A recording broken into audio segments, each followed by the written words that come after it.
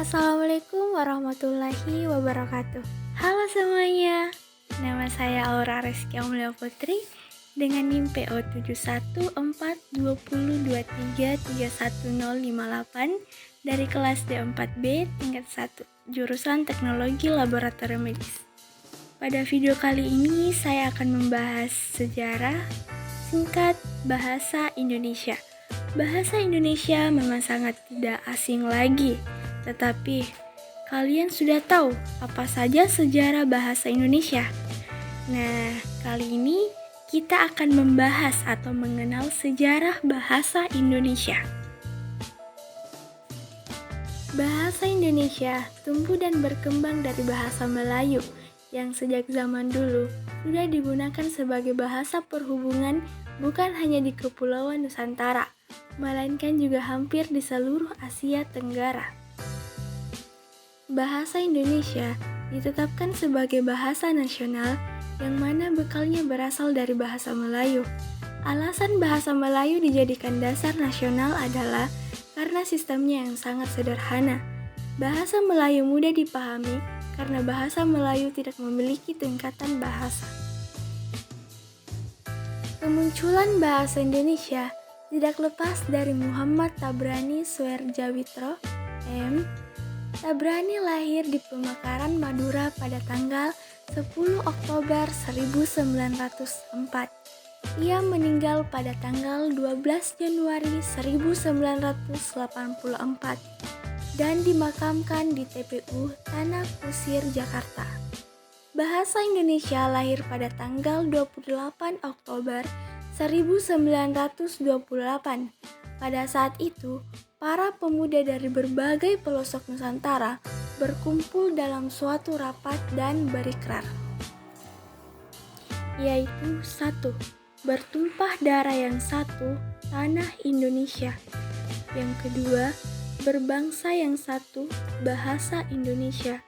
Yang ketiga, menjunjung bahasa persatuan, bahasa Indonesia. Ikrar para pemuda ini dikenal sebagai Sumpah Pemuda.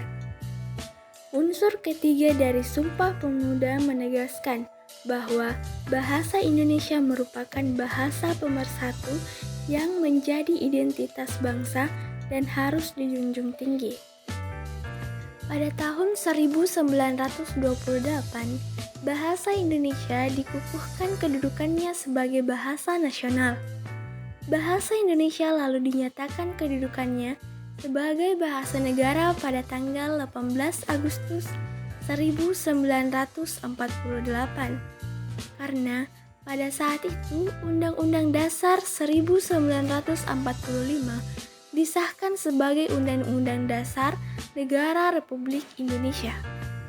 Dalam Undang-Undang Dasar 1945 Pasal 36 disebutkan bahwa bahasa negara ialah bahasa Indonesia. Proklamasi Kemerdekaan Republik Indonesia pada tanggal 17 Agustus 1945 telah mengukuhkan kedudukannya dan fungsi bahasa Indonesia secara konstitusional. Sebagai bahasa negara, bahasa Indonesia pun dipakai oleh berbagai lapisan masyarakat Indonesia, baik di tingkat pusat maupun daerah. Meskipun bahasa dari daerah masing-masing masih dipakai, namun untuk mempersatukan bangsa masyarakat Indonesia antar suku menggunakan bahasa Indonesia untuk percakapan sehari-hari. Jadi, dapat disimpulkan bahwa bahasa Indonesia sebagai bahasa persatuan pada tanggal 28 Oktober 1924 dan bahasa Indonesia dinyatakan kedudukannya sebagai bahasa negara pada tanggal 18 Agustus 1945.